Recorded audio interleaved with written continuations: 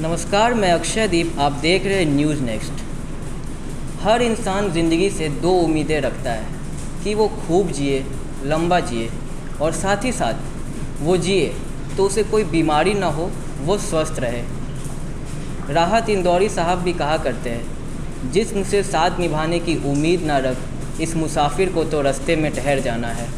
आज हम मौजूद है पटना के एशियन सिटी हॉस्पिटल में और हमारे साथ मौजूद है डॉक्टर पंकज कुमार। आज हम इनसे समझने की कोशिश करेंगे, जब हमारे जोड़ साथ छोड़ने लगे तो हमें क्या करना चाहिए और साथ ना छोड़े इसके लिए हमें क्या करना चाहिए। सबसे पहले तो डॉक्टर सर, आपका हमारे चैनल पे स्वागत है। आप हमें ये बताइए कि कौन से जोड़ को क्या जोड़ को स्वस्थ रहना एकदम ज़रूरी है। मैं doctor Pankaj Kumar, orthopaedic spine and joint replacement surgeon. फ़िलहाल हम अभी एशियन सिटी हॉस्पिटल पटना में काम कर रहे हैं।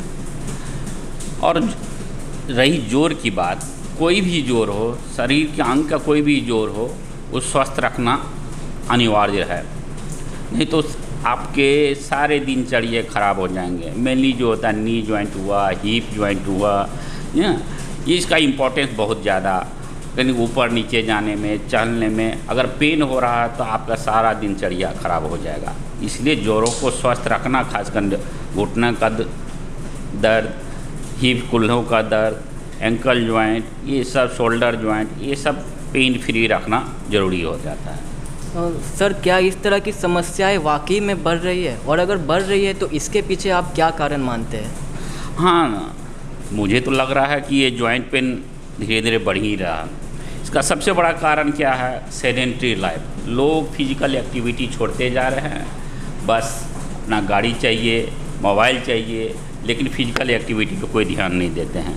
एक्सरसाइज सुबह शाम जरूरी है जॉइंट को स्वस्थ रखने के लिए, चाहे नी जॉइंट हो या हिप जॉइंट हो। एक्सरसाइज, फिजिकल एक्टिविटी बहुत ही इंपॉर्टेंट चीज़ है। इसीलिए स्वस्थ रहने के लिए एक्सरसाइज मस्ट है। एटलीस्ट 15 मिनट से 20 मिनट एक्सरसाइज जोड़ों का करना चाहिए डेली, सुबह शाम। सबसे ज़्यादा कौन से जोड़ प्रभावित होते हैं? सबसे ज़्यादा जोड़ जो एज रिलेटेड जो है, घुटनों का दर्द जो होता है, सबसे ज़्यादा प्रभावित होता है। तो आप इसके पीछे क्या फैक्टर मानते हैं जो इसे प्रभावित करता है?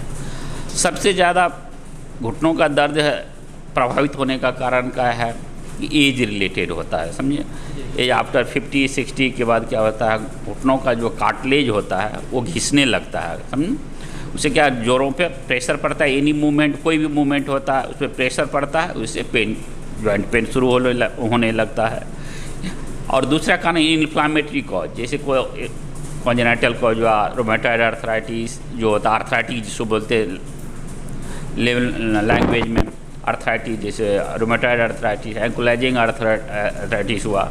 समटाइम्स क्या होता है, पुराना चोट, बहुत पहले चोट लगा, 10 साल के बाद घुटना का कार्टिलेज का डैमेज हो जाता है, तो अर्ली आर्थराइटिस शुरू हो जाता है, जॉइंट पेन शुरू हो जाता है। कई लोग ऐसे होते हैं जो पेन किलर लेने लगते हैं, तो क्या ज़्यादा पेन किलर लेना नुकसान होगा, या पेन किलर लंबे दौर तक अगर लेते हैं तो क्या ये नुकसान होता है? डेफिनेटली नुकसान है। कोई भी पेन किलर किसी भी डिजीज में लॉन्ग ड्यूरेशन नहीं लेना है, नहीं तो आपकी किडनी की समस्या हो जाएगा, पेट की और सारी समस्या होने लगेगी, फिर इस जॉइंट समस्या को छोड़ के दूसरा समस्या प्रॉब्लम शुरू हो जाएगा। इसलिए अवॉइड करेंगे, जब तक किसी फिजिशियन, किसी डॉक्टर को नहीं दिखाए तब तक अपने मन से दवा नहीं लेना है। तो आपके पास जितने भी पेशेंट आते हैं, तो क्या लगता है लोगों में जागरूकता का स्तर कितना है? जागरूकता का स्तर डेफिनेटली बढ़ रहा है, लेकिन लोग फिजिकल एक्टिविटी भी जान रहे हैं कि करना, लेकिन करते नहीं हैं। सबसे बड़ी बात यह है कि जान रहे हैं कि हमको एक्सरसाइज करना, लेकिन करते नहीं हैं। तो इस समस्या का क्या लक्षण होता है, किस तरह से पता चलता है?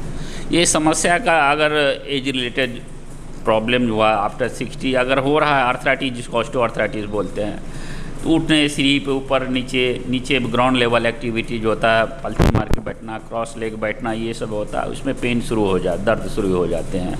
सीढ़ी पे चढ़ने उतरने, टॉयलेट जाने में कमोड वाला टॉयलेट हमेशा यूज करना पड़ता है। तो इससे अवॉइड होना है।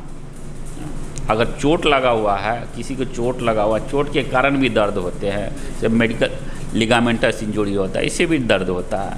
एक होता है जन्मजात गठिया रोग जिसको बोलते हैं, डिफरेंट ले लैंग्वेज में, उससे भी जोड़ों का दर्द शुरू हो जाता है। इसलिए सब चीज़ जानने से पहले डॉक्टर को दिखाएं, कारण क्या है। अपने मन से ये नहीं कि हम बूढ़े हो गए हैं तो हमको आर्थराइटिस ही है, पहले कारण का जानना पड़ेगा। समटाइम्स यूरिक एसिड भी बढ़े रहते हैं, उससे भी होता है। लेकिन जॉइंट पेन का कारण क्या है आपको फिजिशियन, ट्रीटिंग फिजिशियन से जानना पड़ेगा। जानने के बाद ही बोलेंगे कि ये किस टाइप का दर्द है। अगर दर्द हो रहा है तो उसी अनुसार इलाज करना है। किस तरह का इलाज होता है इसमें?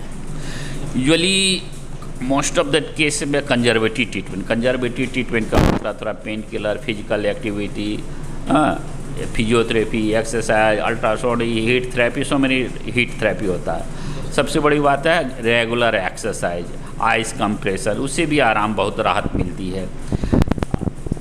और इससे नहीं आराम हो रहा है, कहीं मतलब फिजिकल ये कंजर्वेटिव ट्रीटमेंट से आराम नहीं हो रहा है और सब दवा से, एक्सरसाइज से नहीं हो रहा है, तब लास्ट में हम लोग ऑपरेशन का एडवाइस करते हैं। सर इसका खर्च कितना आ जाता है लोगों को? यूजुअली तो arthritis replacement usually knee replacement surgery होती है।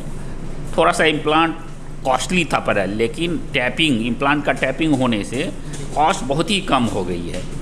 हम लोग Asian city hospital promotional activity में 1,25,000 में इन टू आउट, हम लोग अभी प्रोमोशनल एक्टिविटी में 1,25,000 में नी रिप्लेसमेंट सिंगल ज्वाइंट कर रहे हैं।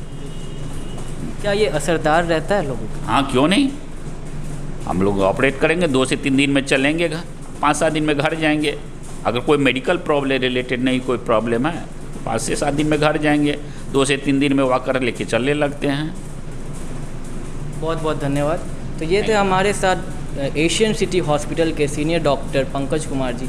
हमने इनसे जाना कि जोड़ों के दर्द में किस तरह का कदम उठाना चाहिए और क्या क्या समस्याएं अगर आपको दिखती है तो उसमें क्या क्या आप रुझान कर सकते हैं। और भी खबरों के लिए बने रहे हमारे चैनल के साथ। धन्यवाद। News next, do like, share and subscribe.